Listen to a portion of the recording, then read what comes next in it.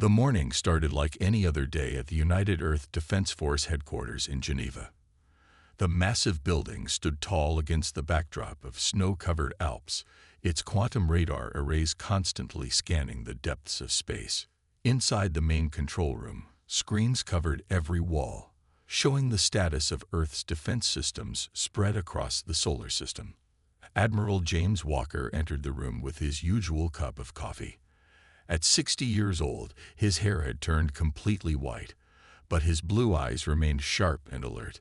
He had served in the UEDF for 4 decades, preparing humanity for a day he hoped would never come.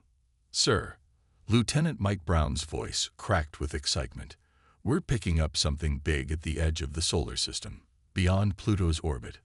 Walker placed his coffee down and walked to the main display. The quantum sensors were showing thousands of objects entering the solar system. They'd moved with purpose, their formation too perfect to be natural. "How many?" Walker asked, his voice calm despite the gravity of the situation. "Over 3,000 ships, sir. Largest one is about the size of Manhattan." The room fell silent. Everyone knew what this meant. Humanity had prepared for this moment since they first detected signs of advanced civilizations through their quantum telescopes 50 years ago. "Activate Protocol Aurora," Walker ordered. "Wake up all defense platforms. Get me President Thompson on the line." The next hour was a blur of activity. Defense platforms hidden in the asteroid belt powered up. Stealth satellites across the solar system began tracking the alien fleet. On Earth, underground cities that had been built over the last century prepared to receive civilians if needed. At exactly 9:47 a.m. Geneva time, every communication device on Earth received the same message. It came through phones, computers, radio, and television. The aliens didn't bother trying to contact just world leaders. They wanted everyone to hear them. "People of Earth," a voice spoke in perfect English. "I am Ambassador Lord Grey of the Galactic Empire. We rule over 10,000 civilizations across this galaxy. Your world has been monitored since you first split the atom. The time has come for Earth to join our great empire. Resistance is not advised. You have 24 hours to accept our generous offer." In the UEDF headquarters, Walker smiled. The aliens had made their first mistake. They had revealed their arrogance. "Send them our response," he told his communications officer. "The whole response, sir." "Are you sure?" Walker nodded. Every word. The message Earth sent back was simple. No. In the hours that followed, chaos erupted across the planet. But it wasn't the panic the Empire expected. Instead, it was controlled chaos. The execution of plans practiced countless times. Civilians moved calmly to assigned shelters. Military units took their positions. Orbital defense platforms powered up their shields. Ambassador Gray's second message came quickly. "Perhaps you don't understand. We are not asking. The Empire spans half the galaxy. Our smallest ship could level your largest city. No civilization has ever refused membership in the Empire." Walker stood before the World Security Council, which had gathered in their underground chamber in Geneva. Representatives from every nation watched as he activated the holographic display showing the alien fleet. "Ladies and gentlemen," he said, "we've spent a century preparing for this moment. Every science fiction movie, every alien invasion story. They weren't just entertainment. They were humanity thinking through how to defend itself. We've built our strategies not just on military doctrine, but on imagination." President Thompson stood up. She was a tall woman with dark skin and gray hair, known for her direct approach. "Admiral Walker, send them our second message." This time, Earth's response was longer. "We understand perfectly. We've watched your empire expand. We've seen how you treat your member worlds. Earth is not for sale, rent, or conquest. We will not surrender our independence. This is your only warning. Leave our solar system." In the Empire's flagship, Ambassador Gray received the message with disbelief. How dare these primitives threaten the Empire? He ordered a scan of Earth's defenses, expecting to find primitive weapons, and weak shields. What his sensors detected made him pause. The readings didn't make sense. Something was wrong with the scanners. Because according to them, Earth's technology was far more advanced than it should be. And there were energy signatures his scientists couldn't even identify. The first day of contact was ending, and both sides knew one thing for certain. Tomorrow would bring more. The Luna base gleamed under the Earth's light, its titanium domes and carbon fiber towers standing stark against the moon's gray surface. Inside the main conference room, Admiral Walker watched through the reinforced windows as the Imperial shuttle landed on Pad 7. The ship was sleek and golden, clearly designed to show off the Empire's wealth and power. Dr. Anna Miller stood beside him, adjusting her glasses. As Earth's top expert in alien civilizations, she had spent 20 years studying the Empire from afar. "They're trying to intimidate us with their technology," she said. "Look at their ship. All show, no practical design." "Good," Walker replied. "Let them think we're impressed." The Imperial delegation entered the room. Ambassador Lord Grey led them, his tall, humanoid form covered in flowing silver robes. His skin had a slight blue tint, and his eyes were completely black. Behind him walked 4 Imperial guards in armor that seemed to shift colors with each movement. "Welcome to Luna Base," Walker said, keeping his voice neutral. "I trust your journey was comfortable." Lord Grey didn't sit down. He remained standing, looking down at the humans with what seemed like pity. "I came here to understand your foolishness," he said. "In the Empire's 10,000 years of expansion, no world has ever refused membership, especially not a primitive one like yours." Dr. Miller stepped forward, holding a data pad. "Primitive. Let's talk about that." She pressed a button, and the room's holographic system activated. Above the conference table, images appeared, detailed scans of Imperial worlds. "This is your colony on Proxima B," she said, showing a planet covered in massive mines. "And this is what it looked like before you arrived." The image changed to show a world once full of life, now stripped bare. Lord Grey's black eyes widened slightly. "How did you get these images?" Walker smiled. "We've been watching you for decades. Your empire isn't as subtle as you think. Our quantum telescopes can see across thousands of light years. We've recorded everything. How you strip mine worlds, how you use member species as cheap labor." "Impossible," one of the Imperial guards muttered. "Their technology shouldn't be this advanced."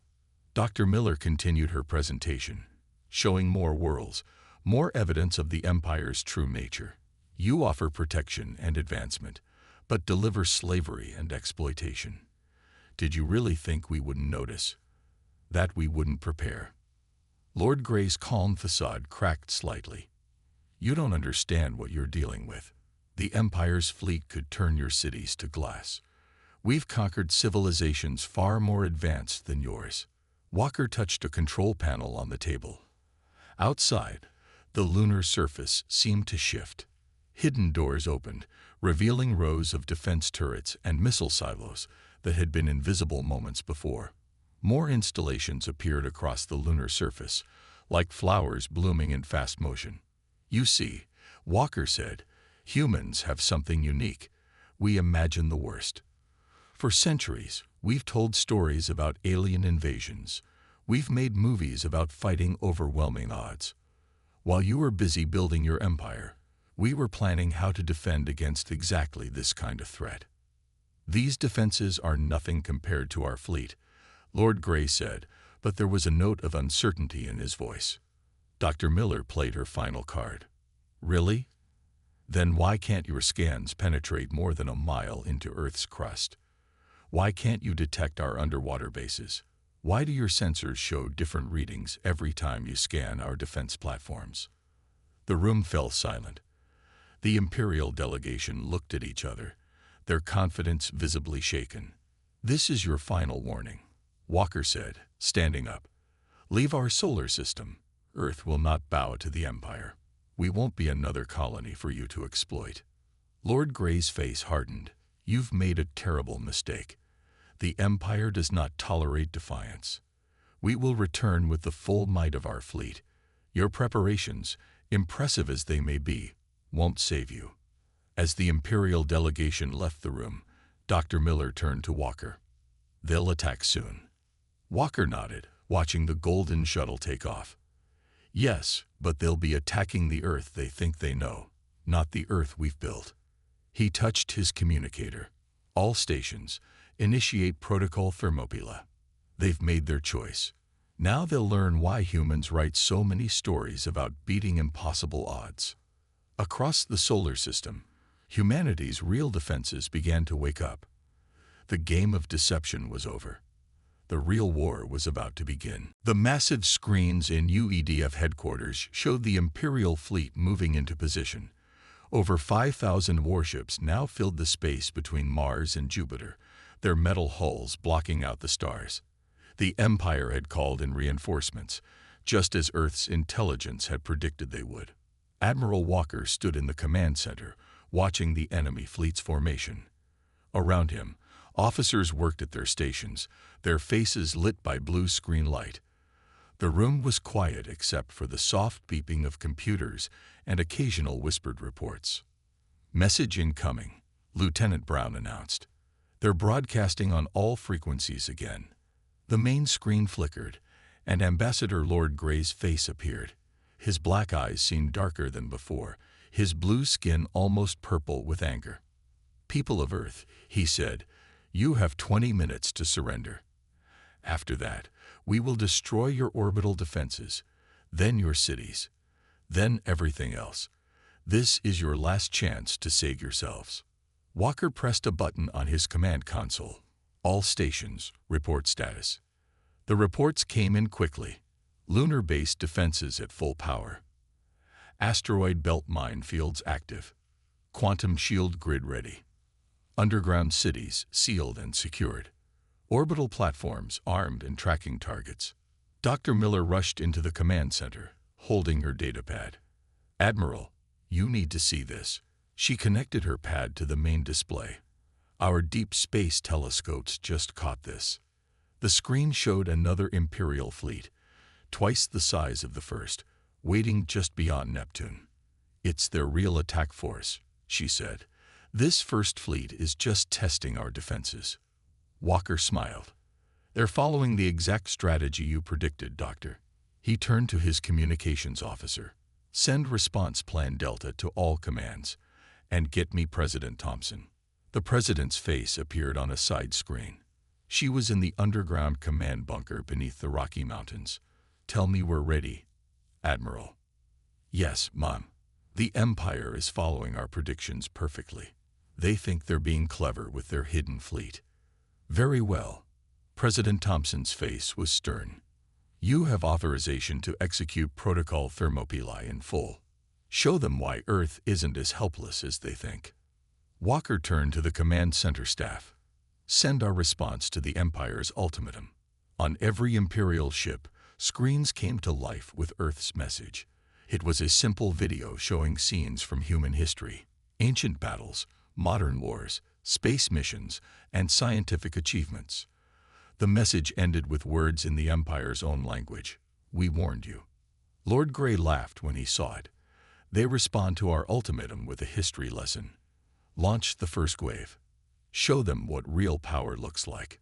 The first Imperial wave, 500 ships, moved forward. Their weapons powered up, energy readings going off the scales. They expected to slice through Earth's defenses like a hot knife through butter. They were wrong. As the Imperial ships passed Mars, hundreds of hidden satellites activated. These weren't the primitive defense platforms the Empire's scouts had detected. These were quantum-linked weapons powered by micro-singularities.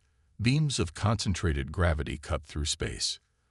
20 Imperial ships disappeared in the first volley, 30 more in the second. "Impossible," Lord Grey shouted as reports flooded in. "Their weapons shouldn't be this advanced." In the UEDF command center, Walker gave his next order. "Activate the drone swarms." From bases hidden in Mars' moons, millions of small drones launched. Each was barely bigger than a coffee cup, but they moved with perfect coordination. They surrounded Imperial ships, their quantum shields absorbing enemy fire, while they cut through hull plating with plasma beams. Second wave detected, Dr. Miller reported. The hidden fleet is moving in. Right on schedule, Walker said. Deploy the Hydra network. Across the asteroid belt, thousands of automated defense platforms revealed themselves. They had been disguised as ordinary rocks, waiting for this moment. Each platform split into 5 smaller units, all connected by quantum computers that could react faster than any organic pilot. The Empire's hidden fleet found itself caught between the Hydra network and Earth's activated defenses. Their surprise attack had turned into a trap. Lord Grey's voice came through again, but this time it wasn't calm or commanding. How? How did you prepare all this? Walker sent back a personal response. We had good teachers, every alien invasion story humans ever wrote. You thought you were facing primitives. Instead, you're facing a species that has spent centuries imagining and preparing for this exact moment. And this is just the beginning. As alarms blared across the Imperial fleet, the real battle for Earth was about to begin. The battle for the solar system turned space into a light show. Imperial ships exploded like new stars, while Earth's defense systems created webs of energy between the planets. From the lunar observation deck, the scene looked almost beautiful in a terrifying way. Commander Robert Jones watched the battle through reinforced windows. His job was to coordinate the drone swarms, and right now, his drones were tearing through the Imperial fleet like angry bees. Status report, he called out to his team. Drone swarms operating at 89% efficiency, replied Lisa Green, his chief drone operator. Her fingers danced across holographic controls. We've lost about 2,000 units, but the manufacturing plants on Phobos are replacing them faster than the Empire can destroy them. The Imperial fleet had not expected this kind of resistance. Their mighty warships, each the size of a small city, were being taken apart by machines smaller than cars. Every time they destroyed one drone, 5 more took its place. In the main command center on Earth, Admiral Walker received updates from across the solar system. Mars Defense Grid reports Imperial forces trying to land on Phobos. An officer reported. They're after our drone factories, Dr. Miller said, looking up from her data analysis. But they're in for a surprise. As the Imperial landing ships approached Phobos, the moon's surface suddenly shifted. What looked like solid rock was actually millions of nanites. Tiny robots that could change shape. The entire moon seemed to come alive, forming spikes and walls that trapped the landing ships. Phobos defense system working perfectly, Commander Jones reported from the moon. Imperial troops are contained, requesting permission to show them our next surprise. Walker nodded. Do it. The trapped Imperial soldiers watched in horror as the ground beneath their ships turned liquid. The nanites had transformed into a sea of microscopic weapons, eating through their hull armor like acid through paper. Lord Grey's voice boomed across all channels again, but this time he sounded angry and confused. What kind of devils are you humans? Your technology should be centuries behind ours. Dr. Miller took the microphone. We learned from watching you, Ambassador. Every world you conquered taught us something. Every technology you used against others, we found a way to counter. Humanity's greatest strength isn't our weapons. It's our ability to learn from others' mistakes. The battle shifted as the Empire launched its largest attack yet.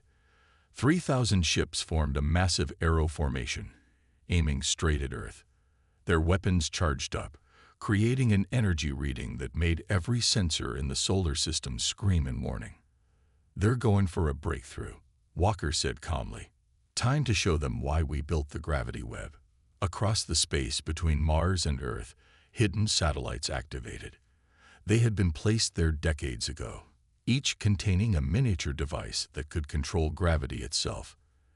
As they powered up, they created a web of altered space, where normal rules didn't apply. The Imperial fleet flew straight into it.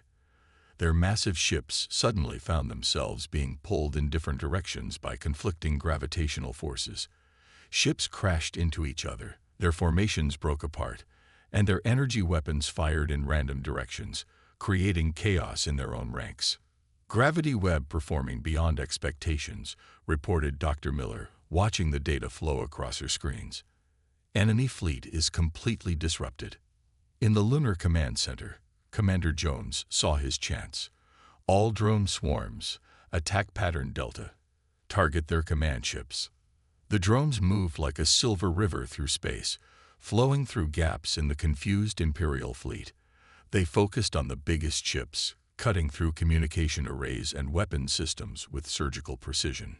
40% of the Imperial fleet is either destroyed or disabled, Lisa reported, her voice filled with disbelief. "We're actually winning." But Admiral Walker knew better. "No," he said, looking at the long-range sensors. "This was just their first wave. Look." Beyond Neptune, the sensors showed more Imperial ships arriving. Not hundreds this time, but thousands. The real battle hadn't even started yet. "They're calling in their main battle fleet," Dr. Miller said. "Everything we faced so far was just their advance force." Walker straightened his uniform. "Good. That means they're finally taking us seriously." He pressed the command channel button. "All forces, prepare for Phase 2. It's time to show the Empire why you should never corner a species that has spent its entire history preparing for fights it might lose." The second wave of battle was about to begin, and humanity was ready to unleash even more surprises. Commander Tom Martinez stood on the bridge of the EDS Shadow, Earth's most advanced stealth ship. The vessel, along with 50 others like it, was completely invisible to both eyes and sensors. Their hull was covered in metamaterials that bent light and gravity around them, making them ghosts in space. "All stealth fleet ships report ready," his second-in-command Jack Wilson whispered, though there was no need to be quiet in space. Old habits died hard when you were running silent.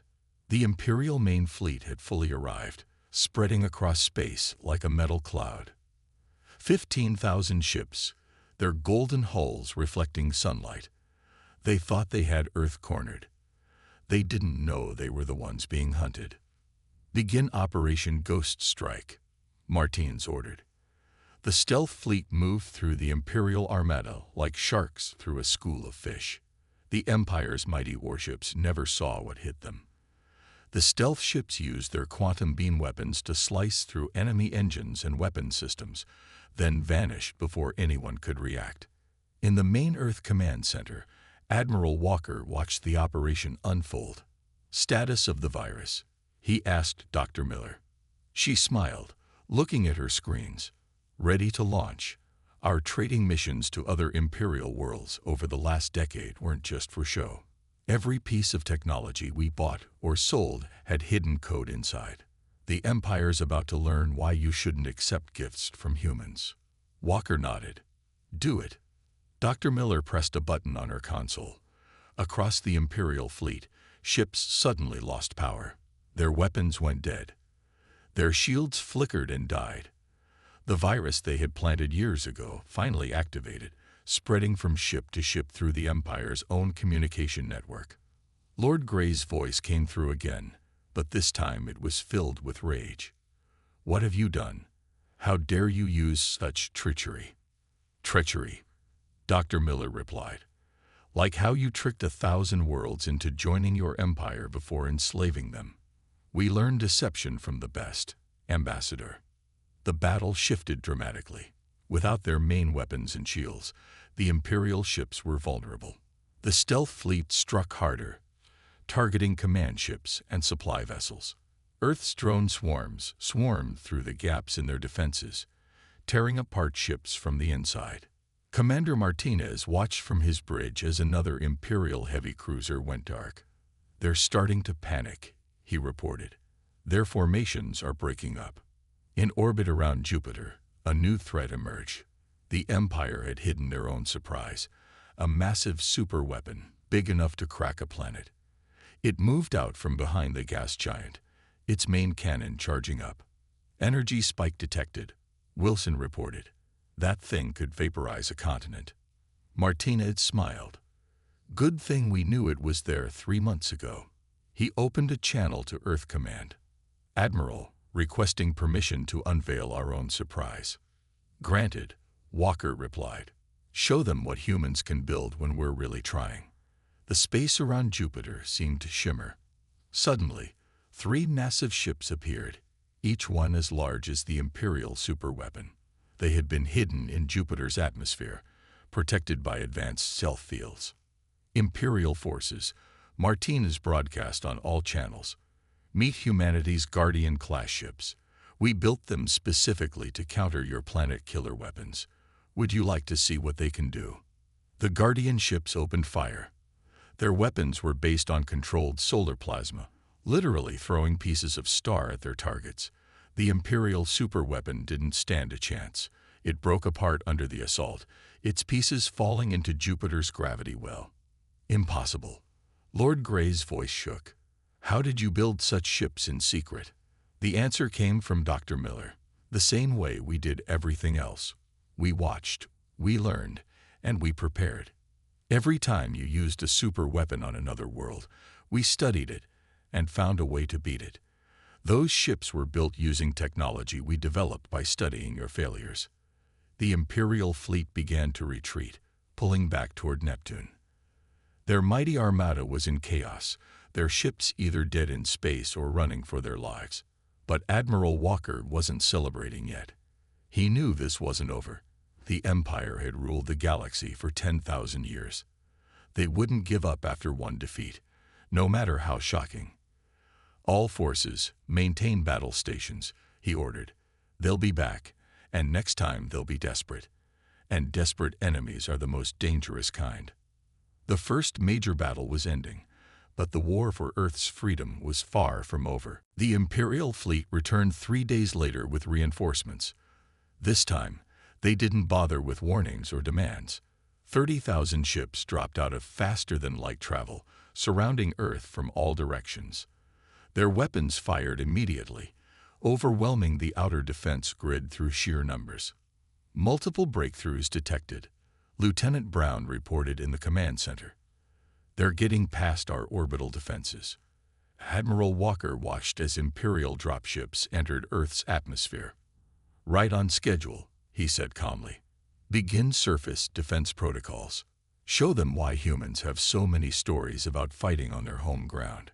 Across the planet, cities began to transform. In New York, entire skyscrapers sank into the ground, disappearing into underground bunkers. In Tokyo, buildings rose up on massive hydraulic lifts, changing the entire city layout. In Cairo, the streets themselves shifted, creating a maze that only defenders could navigate. First Imperial landings detected, Dr. Miller reported, watching global feeds. Rio de Janeiro, Moscow, and Sydney. The Empire's ground forces were impressive. Massive walking machines, armored soldiers in powered suits, and floating weapon platforms. They expected to find panicked civilians and easy targets. Instead, they found empty streets and deadly surprises.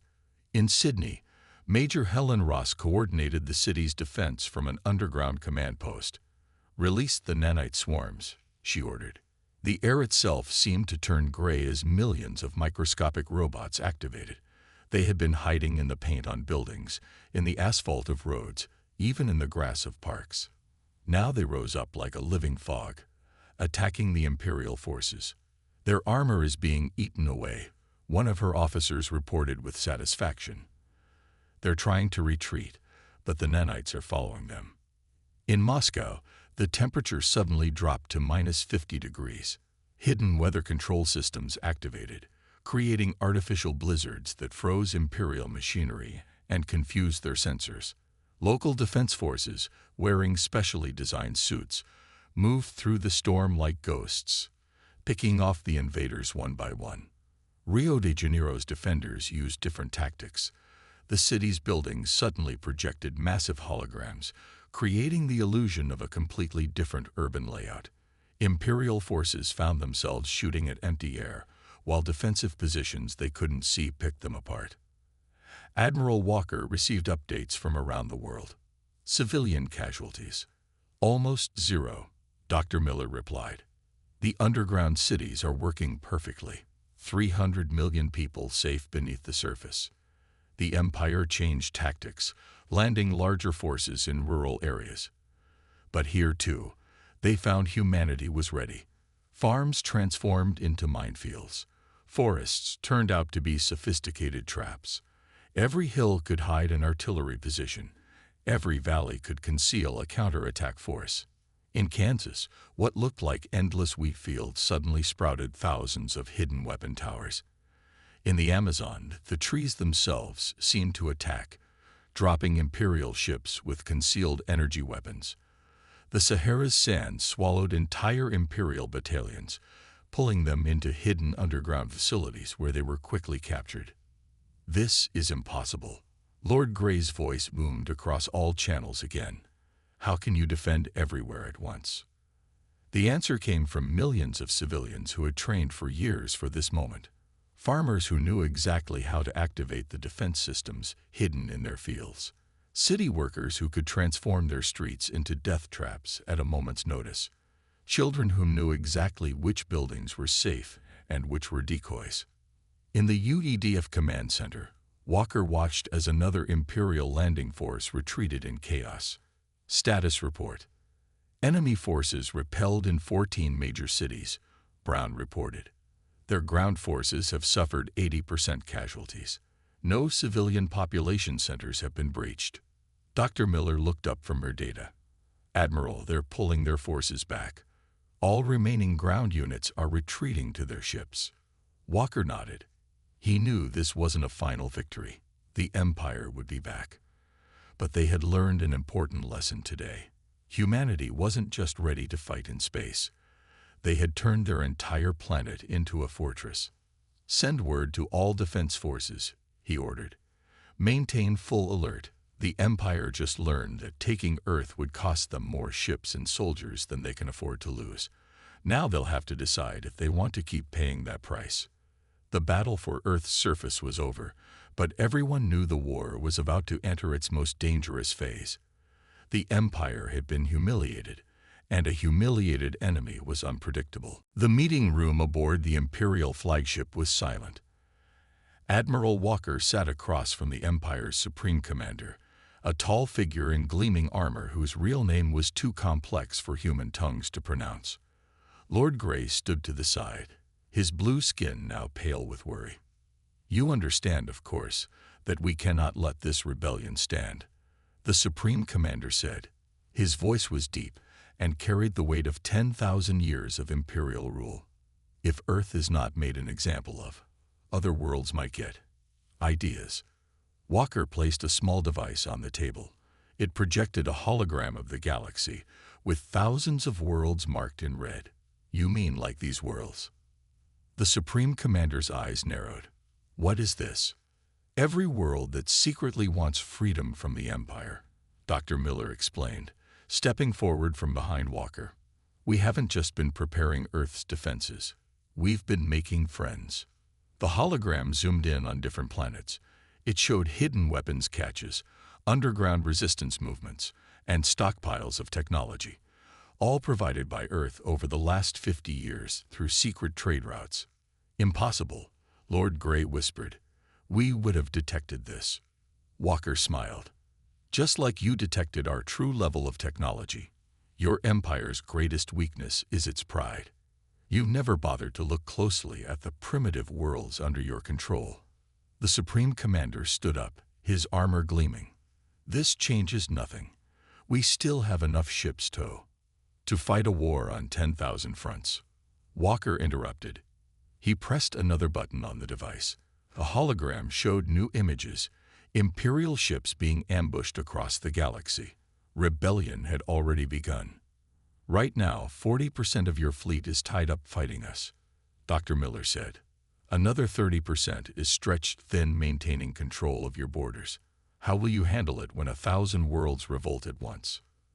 The Supreme Commander's hand moved toward his weapon, but Walker didn't flinch.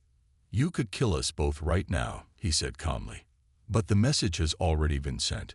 Earth is offering protection and alliance to any world that wants independence.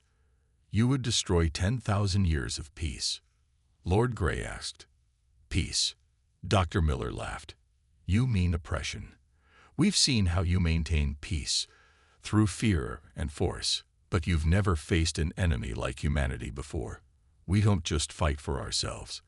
We fight for everyone who can't fight back. The hologram changed again, showing Earth's new defense network extending beyond the solar system. Hidden shipyards were already producing vessels for other worlds. Training centers were preparing alien resistance fighters. Earth had spent decades preparing not just to defend itself, but to help others defend themselves too. Here are your options, Walker said. First, you can retreat. Acknowledge Earth's independence and leave our solar system. We'll even let you keep some of your empire, the worlds that genuinely want to stay. And the second option, the Supreme Commander asked quietly. Face a galaxy-wide rebellion. Fight enemies who learned warfare from studying your own tactics. Watch your empire tear itself apart world by world, system by system. The Supreme Commander was silent for a long moment. 10,000 years of imperial history rested on his decision. Finally, he spoke. You understand we cannot simply surrender. We're not asking for surrender, Walker replied. We're offering a chance for change. Transform your empire into a true alliance. Let worlds choose their own path, or watch everything you built burn. In the end, the choice was clear. The empire had never faced a species like humans, one that would fight not just for their own freedom, but for everyone's freedom. One that had turned their entire civilization into a weapon, not for conquest, but for defense. The Supreme Commander gave a single nod. We will withdraw from Earth's space, but do not think this is over. Oh, we know it's not over, Walker said as he stood up. This is just the beginning. The galaxy is changing. The age of empires is ending. The age of freedom is beginning. As the human delegation left the Imperial flagship, Dr. Miller turned to Walker. They'll try to fight back eventually. Walker nodded. Yes, they will. But by then, we won't be alone. Humanity has done what it does best. We've given hope to those who had none. And hope, Doctor, is the most powerful weapon in the universe. Across the galaxy, worlds began to rise. The message spread from planet to planet. Earth had stood against the Empire, and won. The time had come for all people to choose their own destiny. The war wasn't over, but the first victory had been won. Humanity had changed the galaxy forever.